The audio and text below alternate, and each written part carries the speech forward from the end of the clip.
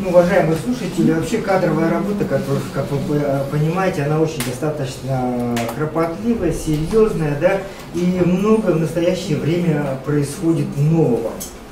И один из такого нового, что сейчас внедряется, но пока многим еще непонятно, это внедрение профессиональных стандартов. И я думаю, что сидящие здесь слушатели, это руководители администрации глав районов, да, представители администрации глав районов, и от вас будет зависеть, как вы будете поставить и вести в кадровую работу именно подведомственных ваших учреждений именно в районах. И чтобы эта работа была соответствующая. У меня сейчас такой вопрос, обращаясь к вам, слушателям. Что вы используете при оценке персонала? Или какими документами вы руководствуетесь? Может кто-нибудь ответить на этот вопрос? Диплом еще? Трудовая книжка. Трудовая книжка.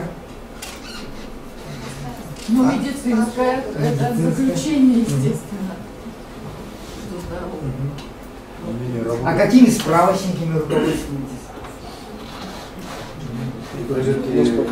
Соответствует, не соответствует? Диплом соответствует, не соответствует? Единый квалификационный справочник и второй справочник, единый квалификационный справочник руководителей, специалистов и служащих. Вот на самом деле здесь то, что вы сейчас сказали, да, вот это вот перечень, да, вот здесь вот, это неформализованные критерии, даже визуальный осмотр претендента на должность, да, это уже критерии оценки специалиста. Кроме того, различные профессиограммы, но, как правило, профессиограммы в практике они не применяются. Да, они должны использовать, вернее, они не должны использоваться, они рекомендуются использовать. Различные требования к должности, дальше модель, профиль компетенции. И, как правило, используют чаще два таких нормативных справочника. Это единый тарифно-квалификационный справочник работы профессии рабочих. И второй – это квалификационный справочник должностей руководителей, специалистов и других служащих.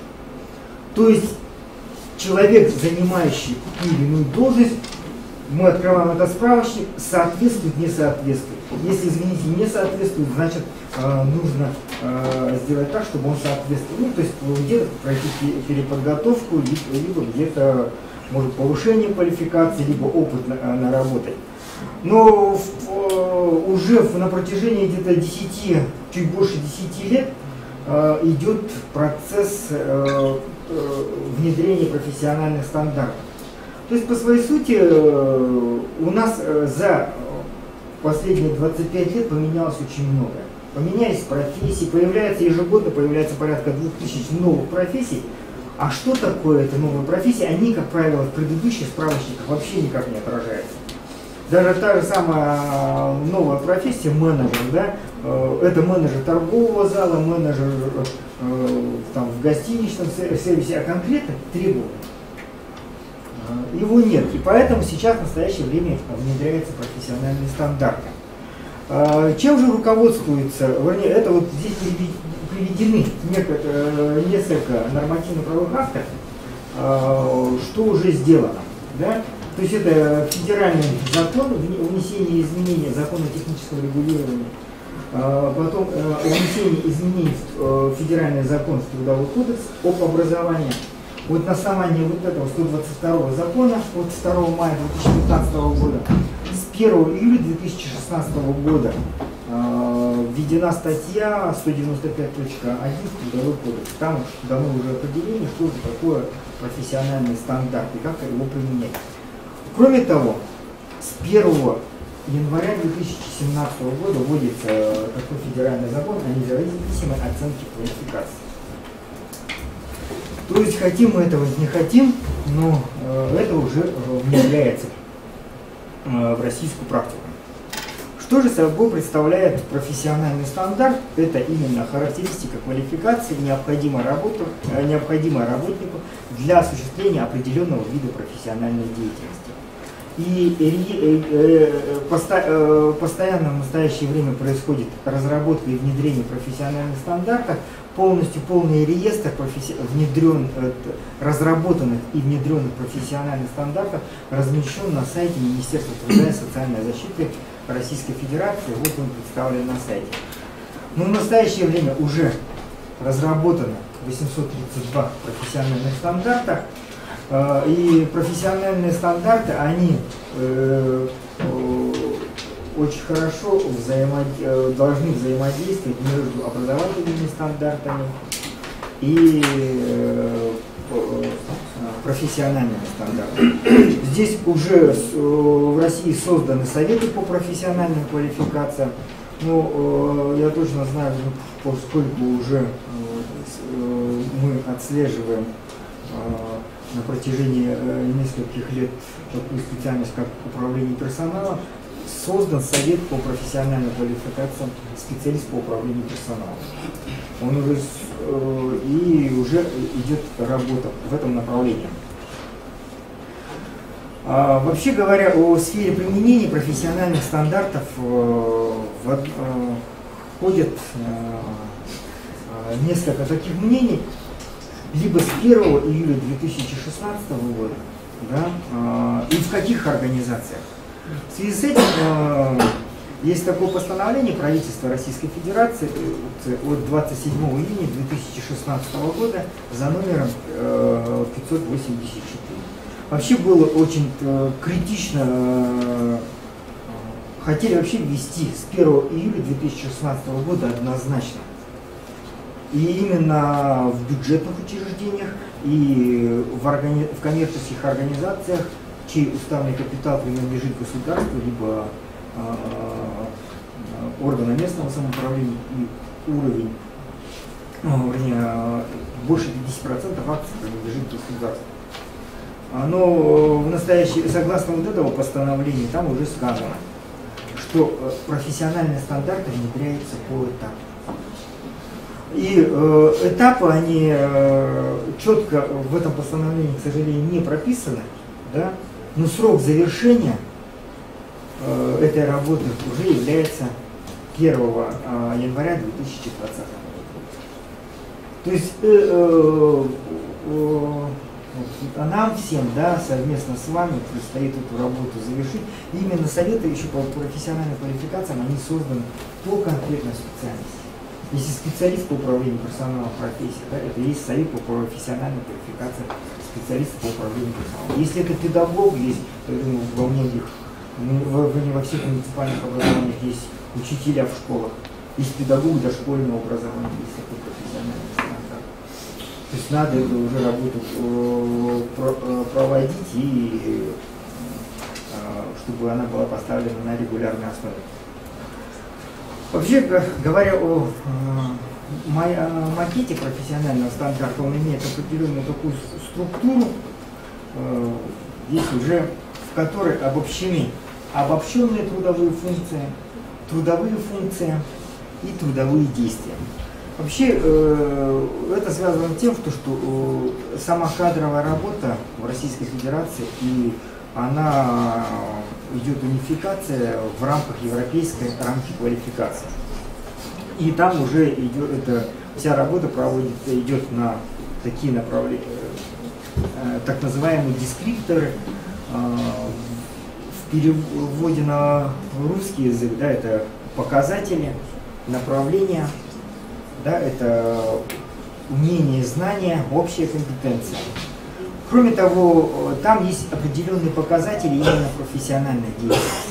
Это как и именно их три.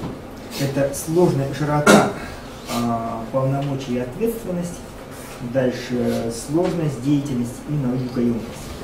Вообще, когда мы с вами уже такой первый показатель, когда возьмем, да, это широта полномочий и ответственности, он определяет общую компетенцию работника и связан обязательно с масштабом деятельности, с полнотой реализации основных функций и с ценой возможной ошибки и последствий. Здесь второй показатель — это как сложность деятельности. Это определяет требования к умениям. зависит от множественности способов решения профессиональных задач, от необходимости выбора этих способов, и третье, от степени неопределенности рабочей ситуации и непредсказуемости ее развития. Ну и третий показатель — это наукоемкость деятельности. Он уже зависит от сложности и объема используемой информации, от инновационности применяемых знаний и от степени абстрактности знаний. Ну вот здесь вот из 832 профессиональных стандартов, в данном случае я вот несколько взял профессиональных стандартов, которые, наверное, вам пригодятся, если вы такой составите список. Но здесь вот самое первое, обратите внимание, да, это педагог, педагогическая деятельность в сфере дошкольного, начального, общего, основного, общего, среднего, общего образования. То есть уже в детских садах, да, на территории всех муниципальных образований есть детские сады, в школы также на территории муниципальных образований есть. И вот этот уже профессиональный стандарт имеется. На сайте Министерства труда и социальной защиты Российской Федерации он выставлен. И эту работу просто-напросто нужно уже проводить. Соответствуют, не соответствуют работники, работающие в детских садах, школах, внедряемому профессиональному стандарту. И вот последнее, вот то, что, да, вот, ну, вот здесь вот список достаточно большой, если есть психолог в социальной сфере, специалист органа опеки и попечительства в отношении несовершеннолетних. Здесь я просто список взял, да, и отдельно выделил, что будет, наверное, полезно для вас, и чтобы вы нашли. И вот последнее, ну, поскольку кафедра занимается сферой управления персоналом, вот мы выделили специалист по управлению персоналом. Сразу скажу, что если с органов государственного управления, муниципального управления такой заинтересованности пока вот я не вижу, а именно с коммерческих организаций, именно с организаций, чьи филиалы находятся в Республике Бурятия, интересуется, соответствует ли их персонал, работники отдела кадров требований профессионального стандарта. А там четко говорится, может быть образование хоть какое, но профессиональная переподготовка должна быть либо специалист по управлению персоналом, либо специалист по аттестации персонала, либо специалист по развитию персонала. А на должности, например, начальника службы управления персоналом, там должен обязательно быть профессиональная переподготовка специалиста по стратегическому управлению персоналом. Но мы еще дальше говорим по уровню квалификации, как в дальнейшем это делается. Если сейчас вот, разные варианты, то сейчас это уже, эта работа уже в России у нас проводится. Ну и здесь вот представлен сайт, да, Министерства труда и социальной защиты Российской Федерации, и там, где может спокойно взять и посмотреть тот или иной профессиональный стандарт. Вот как бы это такое основное, что хотел вам сказать, и еще такой момент.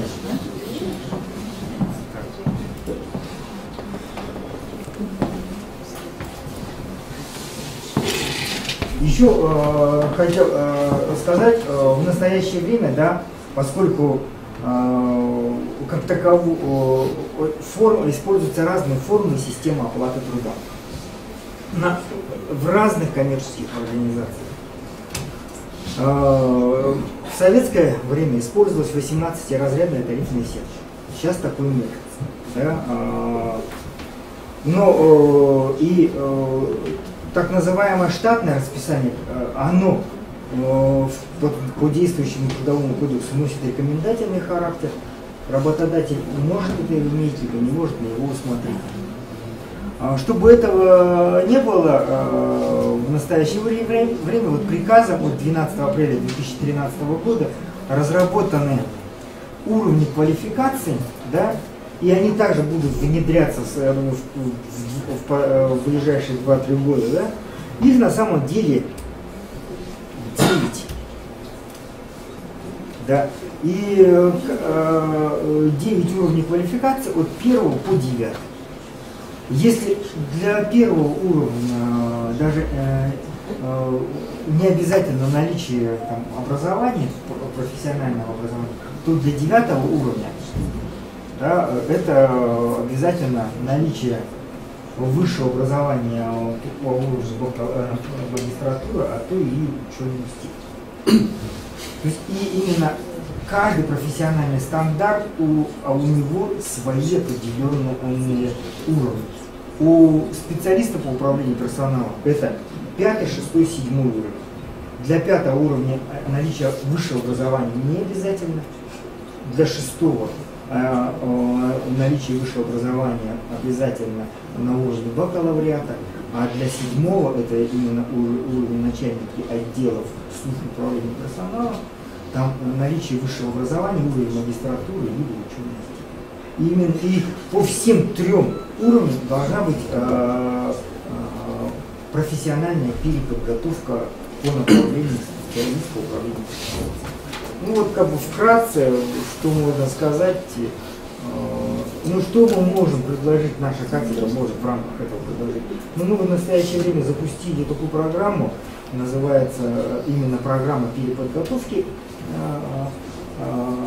в рамках 504 часа, а она в форме именно полной стажировки. Она именно для тех работников, которые работают в службе кадров, в службе управления персоналом различных организаций.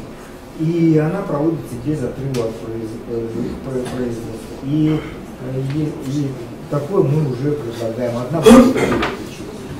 Благодарю за внимание. Спасибо. Сколько стоят эти вопросы? Курсы?